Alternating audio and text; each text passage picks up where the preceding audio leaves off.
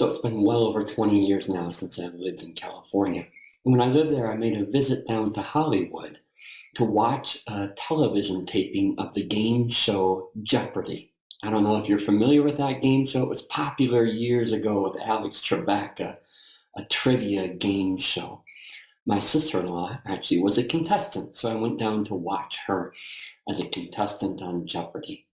And it was really interesting for me to look behind the scenes of that television show. When you just watched it on TV, it was just the host and the contestant, and it was really simple. When you see behind the scenes, you see all the people who never make it on screen who make the show possible. The makeup people who are running around all the time fixing people's makeup, the people who are fixing the things on the set, the cameramen and women, the directors giving instructions. There were so many people behind the scenes that made it work. I think of that whenever I go to a movie. Right at the end of the movie, they roll the credits for all the people who helped make the movie. And if you've ever sat through those credits, there are literally dozens and dozens of people working behind the scenes for every actor or actress who you see on the screen. That's why when my kids were little, I always made them sit through the credits at the end of a movie. These people worked hard to get their name on that screen. We should give them the credit that they're due, right?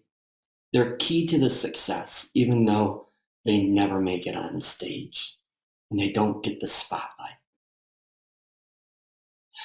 The stories in the Bible have characters who get the spotlight, right? Who take center stage. But we often fail to notice the people behind the scenes who God uses to make all these amazing stories possible, right? For every Moses, you have the Hebrew midwife and the Jethros behind him. For every Joshua, you have a Caleb. For every King David, you have Jonathan. For every Esther, you have a Mordecai. These behind-the-scenes people are often invisible, but they are absolutely vital to God's work. And sometimes you and I are the behind-the-scenes people. And we think we aren't all that important. We think that we don't really matter that much. Well, this morning we need to rethink that perspective. And we're going to rethink that perspective using Ananias in Acts chapter 9. So take out your Bibles, turn to Acts chapter 9, and Ananias is going to help us reset our perspective. He's a man who only gets 9 verses in the Bible. That's all. Just this one story. Half of the story we're going to read today has Ananias in it. But he is the behind-the-scenes person for one of the Bible's stars, for the Apostle Paul. Okay, here at Acts chapter 9, at the very beginning, Paul is still named Saul. And he is still enemy number 1 of the church, right? He is doing all that he can to destroy the church of Jesus Christ. He's putting people in prison. He's helping them lose their jobs. He's even getting some of them executed if he can. We met Saul a couple of weeks ago at Stephen's stoning, right? One of the first martyrs of the church who died for his faith.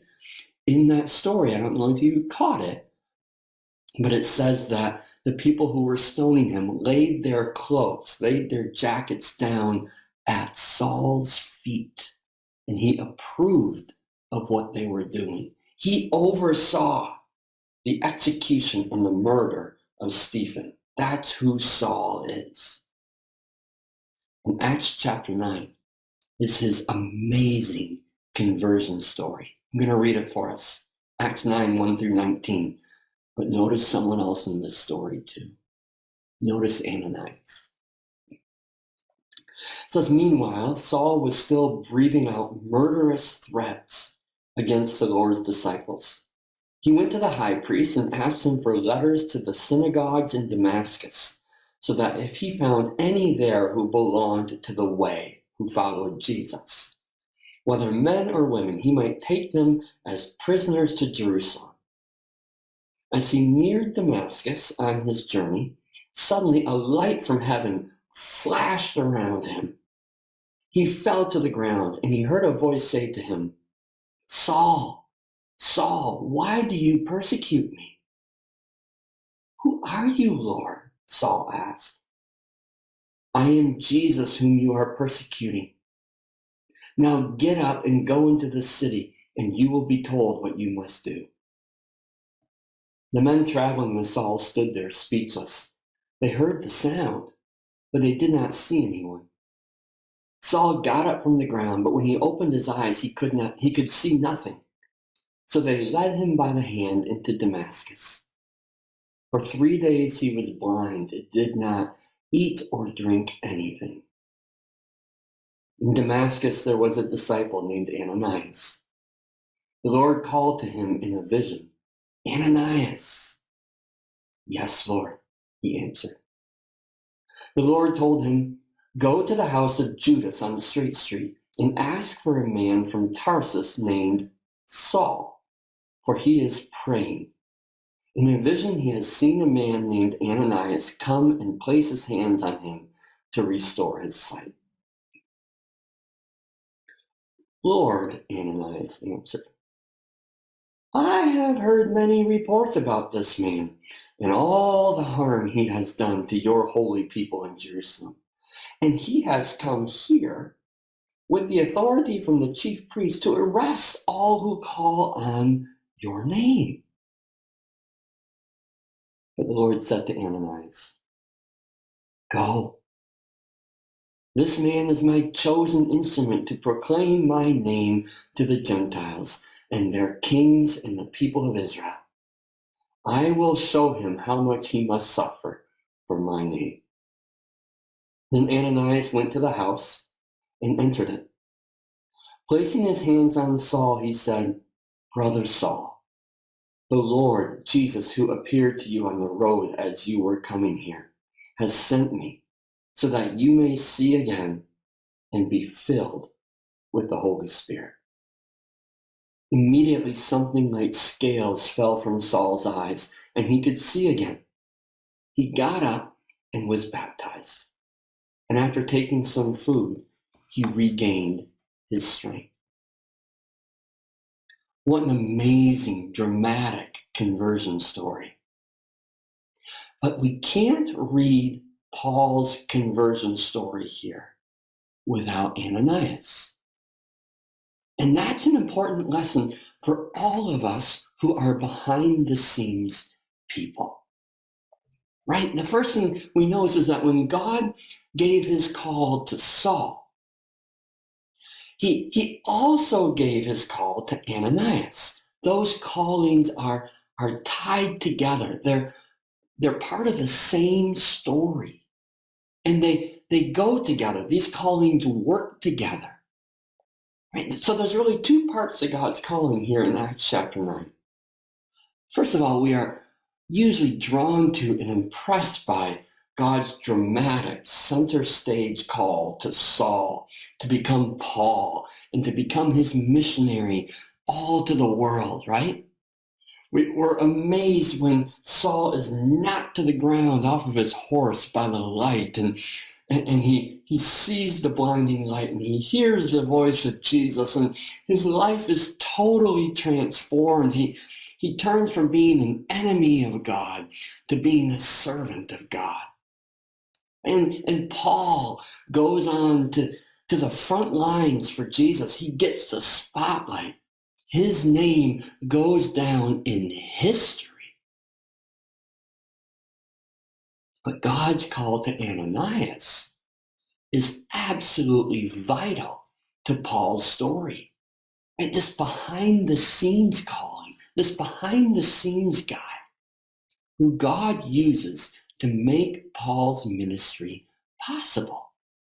Because did you notice that at this very moment, right after Saul sees Jesus, he couldn't do anything. He was blind. He was powerless. He had to be led by the hand. He had 3 days where he could do absolutely nothing. And if he was going to follow his calling, he had a huge challenge in front of him because his reputation preceded him. He was still enemy number one to the church of Jesus. Nobody would trust him. How would they believe that his conversion was true? He needed someone to take a step of faith and to trust him, to believe that his heart was changed. And why would anyone do that? Why wouldn't they think that this was simply a trick that Paul was playing to lure them in so that he can capture them and arrest them and haul them to prison back in Jerusalem? He's still enemy number one. But God calls Ananias to do two things. He says, I want you to go. I want you to go to Saul. And I want you to heal him. Okay, his calling is not nearly as glamorous as Saul's. There's no bright lights. There's no blindness. Just the word of God saying to him, go and heal him. It's not as glamorous, but it's equally as important. Both parts matter, right? Both parts of what God asks Ananias to do are so important because in the going, go to Saul, he's affirming Paul's conversion. He's sending a message to all the other believers. Trust him. Believe in his conversion. And in healing him, he's setting Saul free to begin ministry. He's really releasing him. He's trusting God enough to set Saul free. Paul absolutely needed Ananias. And God gave Ananias a huge behind-the-scenes part to play in his salvation story. Right? And we know that God is still giving each of us, still today, you and I, a part to play in his salvation work. That's what Jesus promises before he goes in Matthew chapter 28, right? He tells us to go. Go and make disciples of all nations, baptizing and teaching, and go. And some of us get to go and be Pauls. And we get to take center stage as missionaries and ministry leaders and taking leadership roles. And that's a privilege. If God is asking you to be a Paul, to take center stage, don't ignore that calling. Humbly say yes and see what God has in store for you. God is also calling many of us to be Ananiases, to be behind the scenes people who are vital partners in ministry, who affirm and empower and encourage and support and who make ministry possible. And that is a huge privilege as well. Don't ignore that calling. That is vital. You play a vital role in God's work. See it in some of you already. Right? Some of you are behind the scenes people who are changing Christine's life, changing Christine's brother's life, giving them opportunities that they never would have had behind the scenes because you've committed, you made a 3-year commitment to support Christine and care for her. Kalele is on the front lines. You're behind the scenes making it possible, life change possible. Some of you are behind the scenes people donating to a missionary or a ministry like Young Life that you believe in, and other people are on the front lines and they're there because you are behind the scenes helping to make it possible. Some of you are behind the scenes people volunteering at Mountainview right? On Sundays and during the week, and the ministry of Mountain View wouldn't happen if you weren't behind the scenes helping to make it happen, right? Those behind the scenes roles are far from unimportant. They are absolutely vital in God's work. But also know that serving God behind the scenes is not necessarily an easier option, right? A safer way to go. It wasn't for Ananias. God absolutely challenged his comfort dramatically here in this story. Right? Did you notice that? He gives Ananias this vision and says, here's what I want you to do. I want you to go to Saul and heal him. And in verses 13 and 14, we see that Ananias is scared. Right? He wants to make sure that he heard God right, that God really knows what he's doing here. So he kind of says to God, God, you know that this is Saul, right? You know that Saul is enemy number one of you, the church, that he's hunting down Christians, and that I'm probably on his list of people that he's looking for, and he wants to arrest and haul back to Jerusalem. I'm not real comfortable here, just walking right up to him. I don't really want to do this because I might not come back. He might haul me off in Jerusalem and arrest me. I might never see my family again. I might not come back alive. You do realize what you're asking me to do here, right, God? There's real risk here. There's real sacrifice here. And Ananias is uncomfortable. He's scared, and I can't blame him. And often when we feel uncomfortable and we feel scared, we don't want to answer either. We don't want to obey.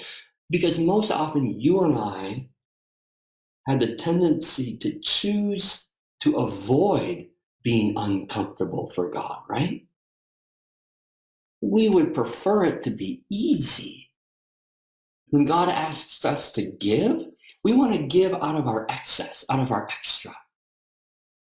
When God asks us to serve, we want to serve in a way that's easy. I can imagine Ananias saying, God, how about this? How about I pray for Paul from home?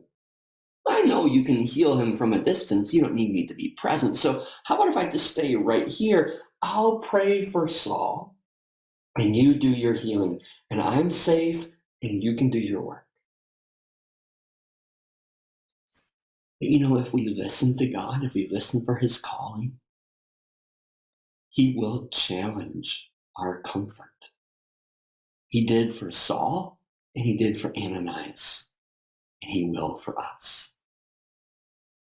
We hear that challenge in Ephesians chapter 5, where we're called to follow God's example as dearly loved children, to walk in the way of love, just as Jesus loved us and gave himself up for us.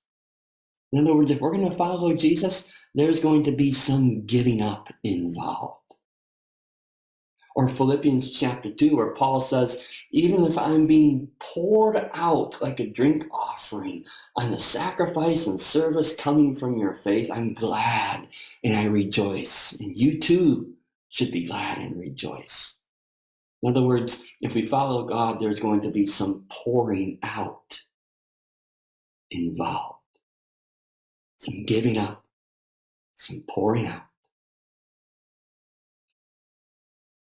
So are we willing to go beyond what's comfortable for us when God asks us to? Financially, it's easy to give out of our extra. But will we give when it means stretching our budget a little bit? When it means giving up something maybe that a want that we have for a need that God has? When I was back in Michigan, I'll tell you a story of a young boy There was a young boy in our church, maybe 9, 10 years old, who had been saving up months, doing chores and odd jobs here and there so that he could buy, this was years ago, buy a Wii, right? A gaming system. And and he had just gotten enough money. I think it was about going to cost him about $50. And for a 9, 10-year old, that was a lot of money. He had just gotten enough when the church, the kids in the church had decided that they were going to start collecting money they could give to buy beds for a homeless shelter in town. And he came home from church one Sunday and he told his mom, I need to give all of my $50 to buy a bed for a homeless child. And so the next Sunday, he took all of his money, all that he had been saving, and he gave it to buy a bed.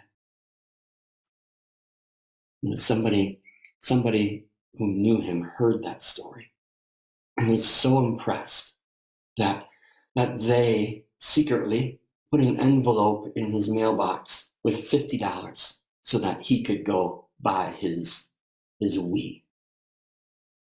And you know what he did with that $50 that was given to him?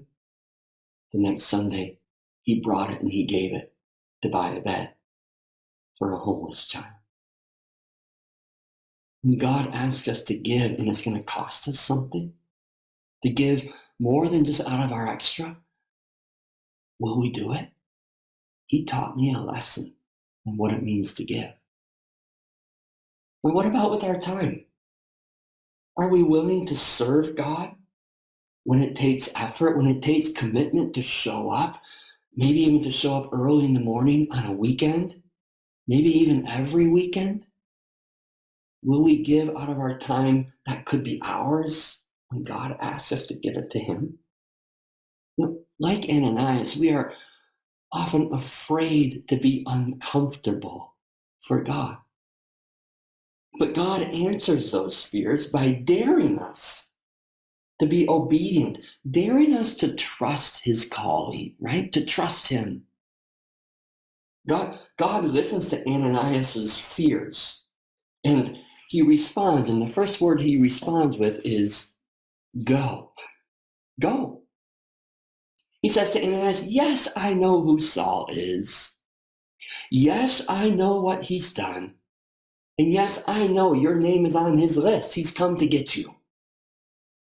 But I also know that he's the one I'm going to use. And I'm going to use him powerfully for my kingdom. And so God shows Ananias a little bit of his plan. And he dares him to have the courage to join him. You know, it probably still didn't make a lot of sense to Ananias. Paul is enemy number one of the church. There's nobody worse. Certainly there's got to be better people to choose for your kingdom purposes than him. It probably still doesn't make sense. But God's ways often don't make sense to us. And they don't need to make sense to us. Because when we hear his calling, we need to trust. We need to trust him enough to step forward in faith, right? We need to remember Isaiah 55, where God says, you know what? My thoughts are not your thoughts, and my ways are not your ways. As heavens are higher than the earth, so are my ways higher than your ways, and my thoughts than your thoughts. And so God simply asks Ananias to trust. Go, just go. Go even though you don't fully understand. And that's hard. It's hard for me. My guess is it's hard for you.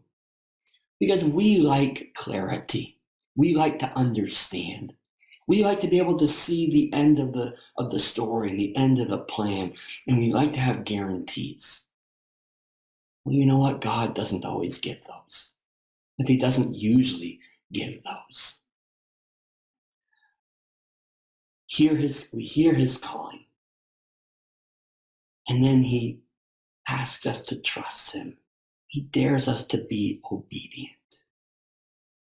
Trust me enough, he says, to make the sacrifice, to make the commitment. Trust me enough to move forward, even in faith, even when you don't have all the answers. Trust me enough to say yes, to do what I ask, even if it makes you uncomfortable, even if it requires faith and sacrifice.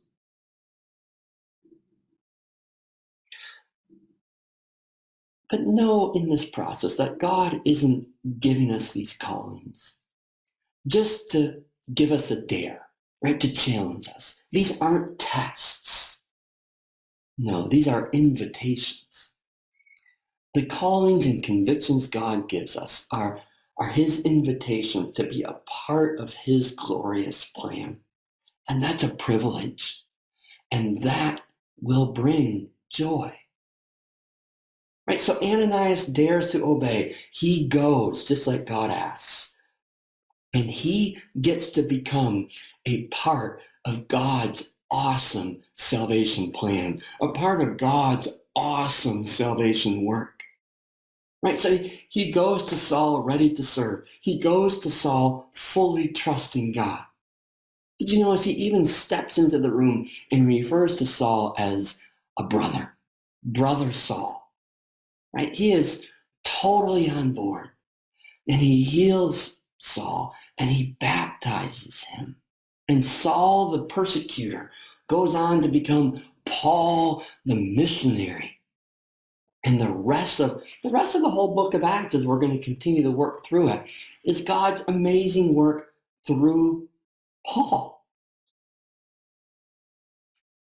And we don't get to hear of Ananias again. He drops out. But I can imagine that Ananias shares in the joy of Paul's ministry. That he watched what Paul did and he rejoiced in Paul's successes because he shared in Paul's ministry. He did the behind the scenes work that made it possible. They're forever linked together. Now, God doesn't call all of us to be center stage, to be Pauls who live a life of ministry in the spotlight. But he absolutely does have a part for every single one of us to play. And many of us are called to be an Ananias, working behind the scenes, empowering others for ministry. And that role, your role, is important. In fact, it is absolutely vital. Do not minimize the role that God calls you to play behind the scenes. Do not let your sentences start with the words, I just. Right? I hear that so often where people minimize what they do by starting with I just. Right? I just run the PowerPoint. I just clean the bathrooms. I just host a small group. I just play my guitar or sing. I just help with the kids. Oh, I just give a little bit of money here or there. There is no just. Take the just out of those statements. I play and sing. I run the PowerPoint. I give. I help with the kids because there is no small, insignificant, non-vital ministry. You know, many of you know that Stacy and I are here raising support from friends and family back in the United States who help to pay for our salary and make it possible for us to be here. Right? And when we first started raising support to come here, there is one family who committed to us $5 a month. Right? They're a young family, just starting. They have 3 young children, lots of expenses, but they committed $5 a month. One of our smaller donors. It is not just $5 a month. It is $5 a month. And they are full partners in our ministry. And I am impressed every time I see that donation come through. They are partners with us. They are partners in the ministry of Mountain View, because I know that behind that $5 are prayers that they are offering for us every day. Behind that $5 is teaching their young boys how to be a part of ministry, both nearby and far away. There is no just in their donation. Because when you are a behind-the-scenes partner, you get to celebrate when God works. You get to share the joy, because this is your ministry too. Right? Others can faithfully do what they are called to do because you are faithfully doing what you are called to do as you support and encourage and empower and pray for them. That is a gift. That is vitally important. I don't think Ananias could have ever imagined the awesome work that God was going to do because he was willing to serve behind the scenes. I think he was amazed at how God used Paul and honored to have been a part of that plan, to be a part of that story. God needs people who are willing to be like Ananias. So where is he asking you to serve behind the scenes, to pray, to encourage, to serve, and to give? Maybe where most people won't see you, but you will be empowering ministry to happen. What ministry has he laid on your heart that he wants you to support and empower? Maybe he's giving you a Paul, someone who you are going to empower to be center stage, to do the ministry, but they won't be able to do it without you. God needs people working behind the scenes just as much as he needs people to be out center stage, to go all around the world. It's a vital partnership. So listen. Listen. Where is God inviting you to join him? Where is he convicting you in your heart by giving you the word, go? Go. Maybe he's going to ask you to go and serve center stage. But maybe he's going to ask you to go behind the scenes. Both matter immensely. Either center stage or behind the scenes. Will you trust God enough to be a vital partner in the work that he's doing?